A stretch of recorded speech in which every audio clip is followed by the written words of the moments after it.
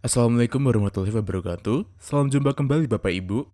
Untuk video kali ini, nanti kami akan menyampaikan bagaimana langkah-langkah sekolah kita dalam mendesain pembelajaran berbasis proyek.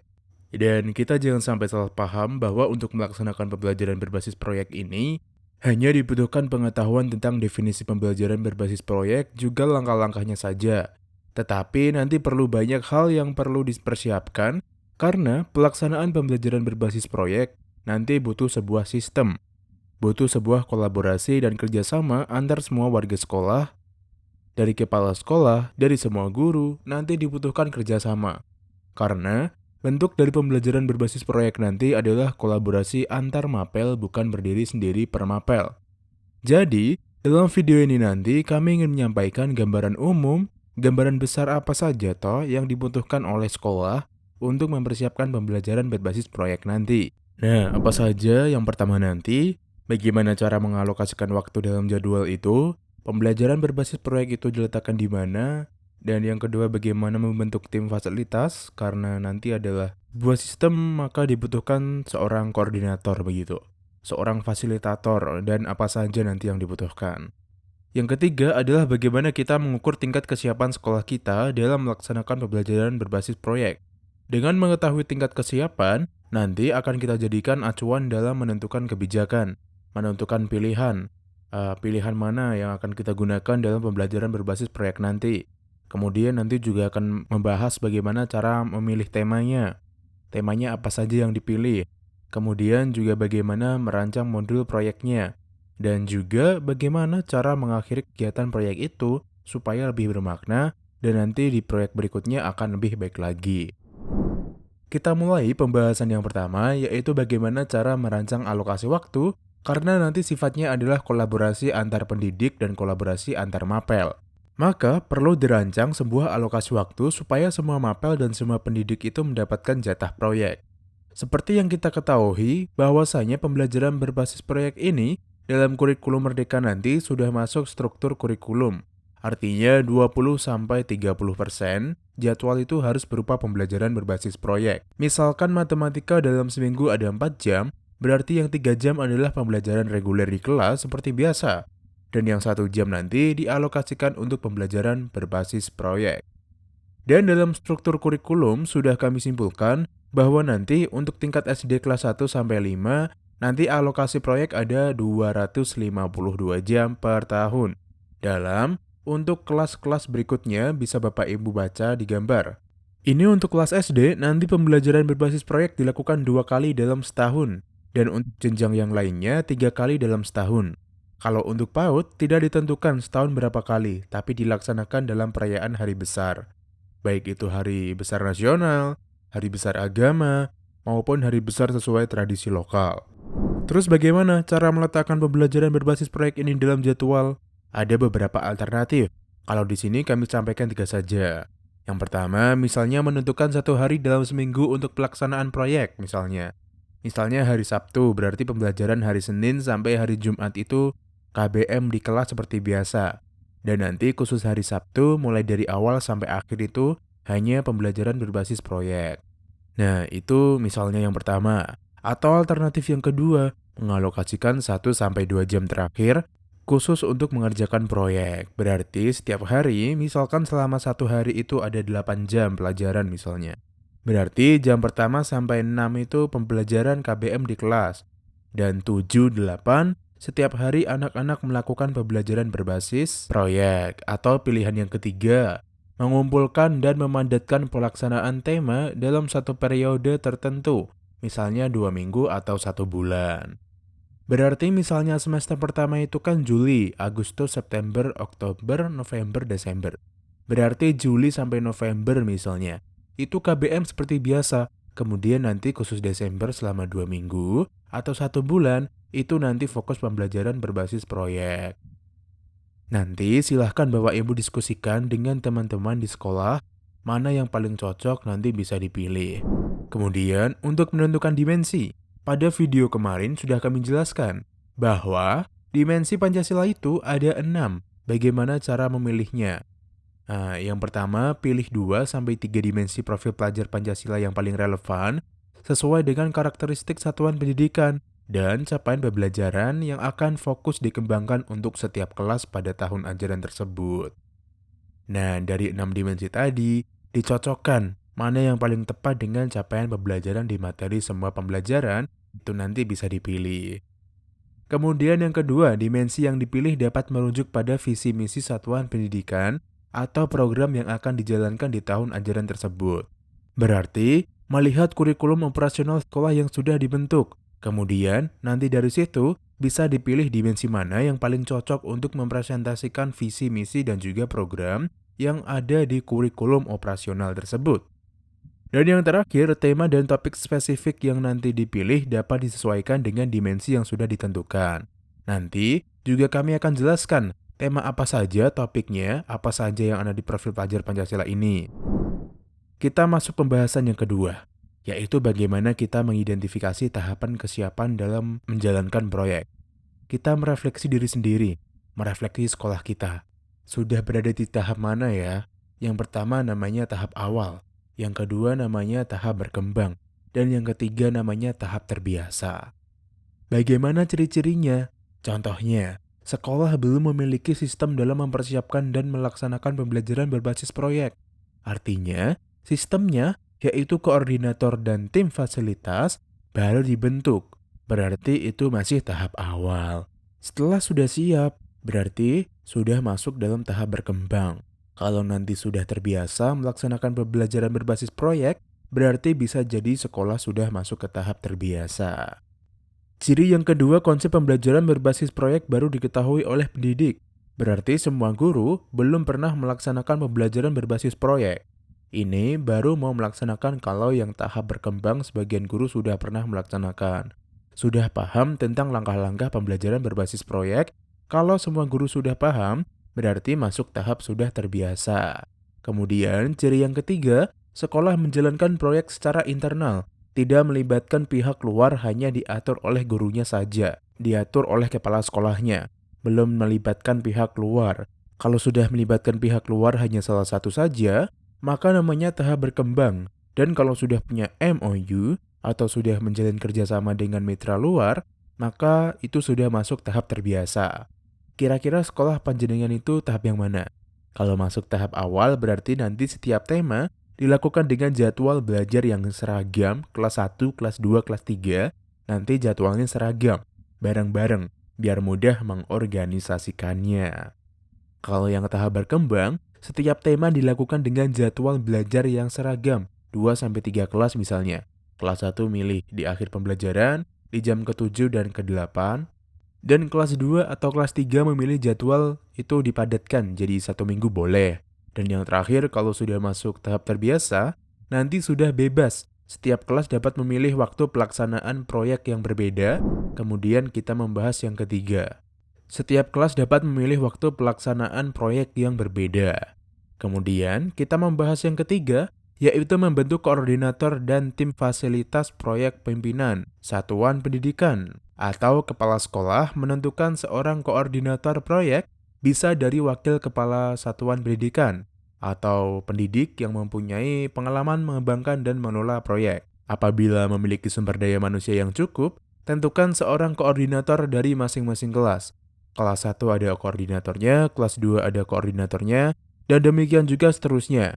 Kemudian koordinator mengumpulkan pendidik perwakilan dari setiap kelas atau apabila sumber daya manusia terbatas, perwakilannya dari masing-masing fase untuk menjadi tim fasilitas. Misalnya guru matematika ada 5, berarti dipilih salah satu menjadi untuk tim fasilitas. Kemudian yang terakhir, koordinator memberikan arahan untuk merencanakan dan membuat modul proyek untuk tiap kelas atau fase. Pada tahap ini sebenarnya menjadikan alternatif, karena di beberapa guru ada selentingan, kalau jam saya kurang apakah sertifikasi saya bisa cair? Apakah tunjangan saya bisa cair? Nah, pemerintah sudah menjamin tidak akan merugikan guru. Berarti insya Allah sertifikasi tetap cair, tunjangan tetap cair, dan ini langkah ini bisa dijadikan alternatif yang gurunya jamnya berkurang nanti bisa dimasukkan sebagai tim fasilitasi proyek. Nah, kemudian langkah keempat setelah dibentuk koordinator dan tim fasilitasi, maka nanti sekolah harus memberikan penguatan kapasitas tim proyek. Bagaimana mungkin tim tadi yang diketahui oleh seorang koordinator bisa berjalan secara maksimal jika mereka belum punya kapasitas yang mencukupi. Makanya, dibutuhkan pelatihan supaya tim fasilitasi dan juga semua guru nanti bisa lebih memahami langkah-langkah memaksimalkan pembelajaran berbasis proyek. Pelatihannya paling tidak ada 2 tingkat dasar dan tingkat lanjutan. Tingkat dasar berarti bagaimana pengertian pembelajaran proyek, strategi asesmennya, bagaimana refleksinya, bagaimana strategi bertanya, dan juga bagaimana strategi pendampingnya. Kemudian selanjutnya, memilih tema proyek untuk masing-masing tingkatan berbeda, ada 3 pembagian. Kalau untuk PAUD, hanya ada 4. Kalau untuk SD, SMP, SMA itu ada 7. Kalau untuk SMK, nanti ada 9 tema. Temanya paling tidak gaya hidup berkelanjutan, kearifan lokal, Bhinneka Tunggal Ika, bangunlah jiwa dan raganya, suara demokrasi, berrekayasa dan berteknologi, dan berkewirausahaan. Bahwasanya di SMK itu ada 9 tema, yaitu 7 tema tadi dan ditambah 2 tema wajib, yang dimana 2 tema wajib ini wajib diambil pada setiap tahun, yaitu yang pertama tema kebekerjakan, dan yang kedua tema budaya kerja. Untuk PAUD, temanya ada 4, yaitu Aku Sayang Bumi, Aku Cinta Indonesia, Bermain dan Bekerja Sama, dan tema Imajinasiku. Kemudian yang kelima, bagaimana merancang modul proyek? Tujuan disusun model proyek ini adalah untuk mendeskripsikan perencanaan kegiatan proyek sebagai panduan bagi penduduk dalam melaksanakan pembelajaran, sesuai dengan tujuan penguatan profil pelajar Pancasila. Dalam tema tertentu, komponennya bisa Bapak Ibu lihat di sini, ada identitas penulis sampai dengan daftar pustaka. Dan materi ini nanti wajib disampaikan kepada koordinator dan tim fasilitasi, karena ini nanti tugas dari tim fasilitasi. Insya Allah, nanti kami juga akan hadirkan modul proyek beserta contohnya secara lebih detail. Dan yang terakhir, bagaimana cara menutup kegiatan proyek, yaitu bagaimana melakukan asesmen, bagaimana merayakan belajar, bagaimana melakukan refleksi dan tindak lanjut, dan bagaimana mendokumentasikan dan melaporkan kegiatan proyek. Sekali lagi, Bapak Ibu, bahwa untuk pelaksanaan pembelajaran berbasis proyek ini dibutuhkan sebuah sistem. Tidak hanya cukup dengan mengetahui tentang metode pembelajaran berbasis proyek saja, tapi dibutuhkan banyak hal sesuai dengan yang kami sampaikan tadi. Supaya tujuan pendidikan nasional yang ingin mencetak pelajar supaya ngehayati, yang kompeten dan berkarakter, sesuai nilai-nilai Pancasila bisa terwujud dengan maksimal.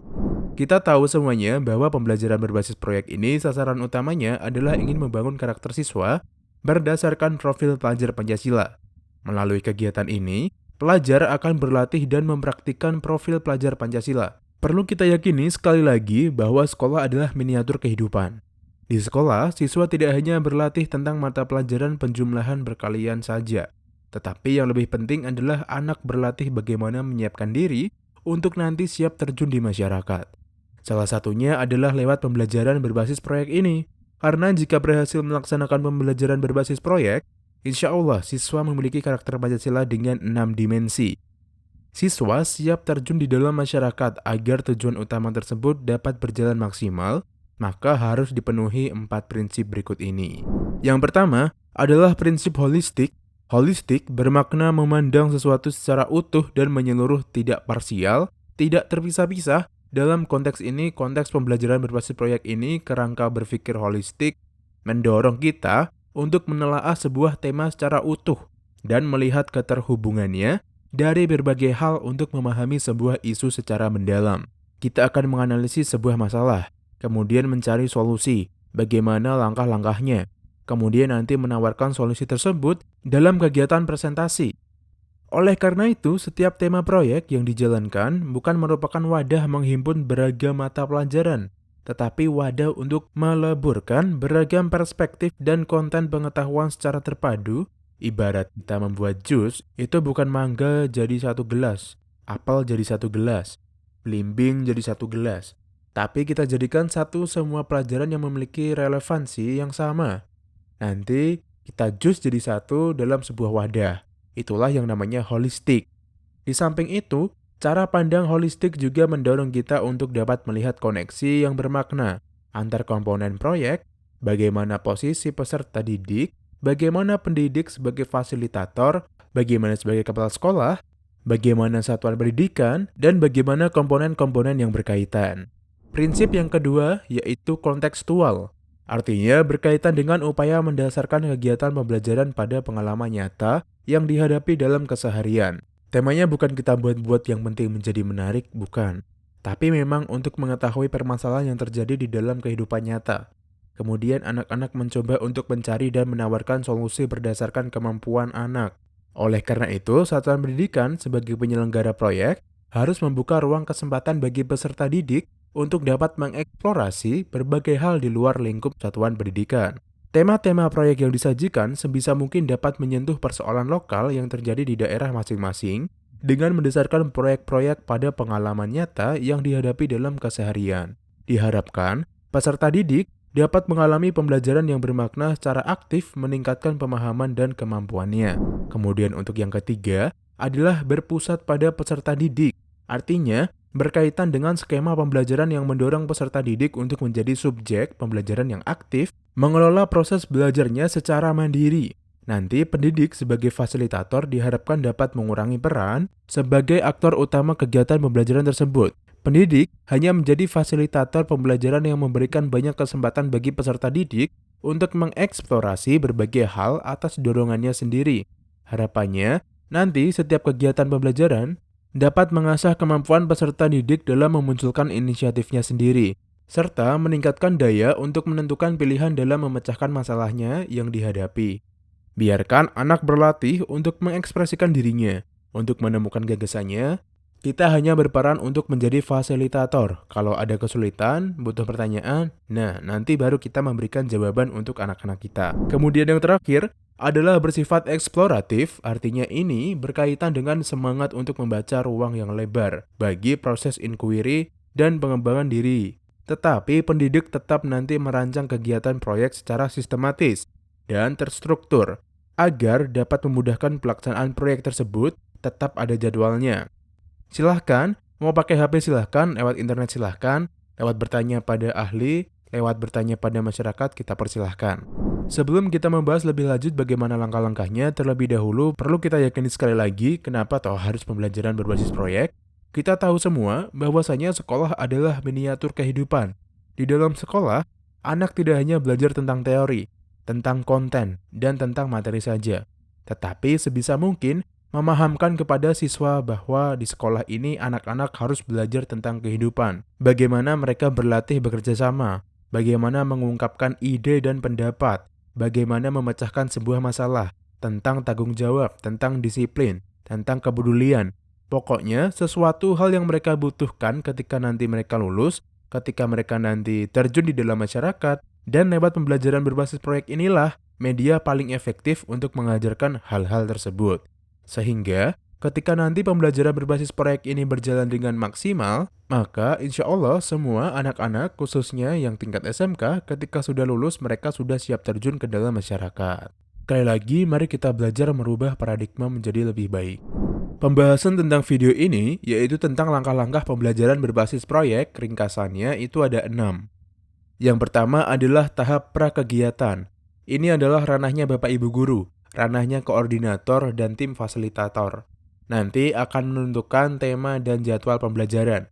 Yang kedua nanti adalah tahap pengenalan. Anak kita kenalkan dengan tema yang akan kita bahas.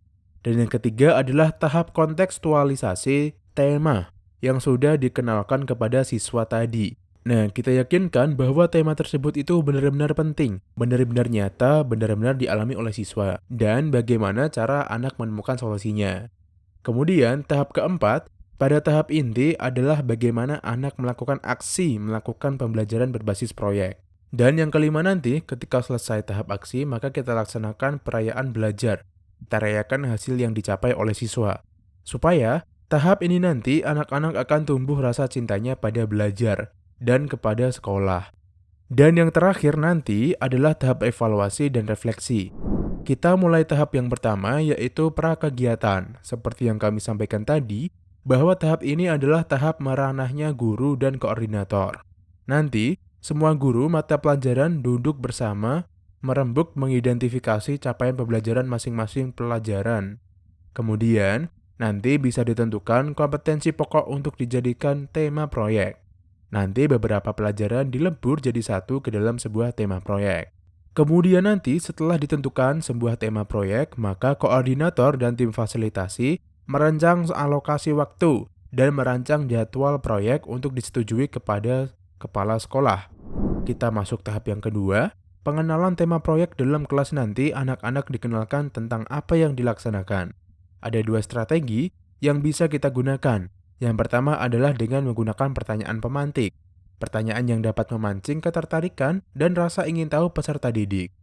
Tahapan ini juga merupakan tahap yang sangat penting, karena nanti ketika kita sudah berhasil memancing ketertarikan siswa, rasa ingin tahu dan penasaran siswa, insya Allah, tahap-tahap berikutnya juga akan berjalan dengan maksimal.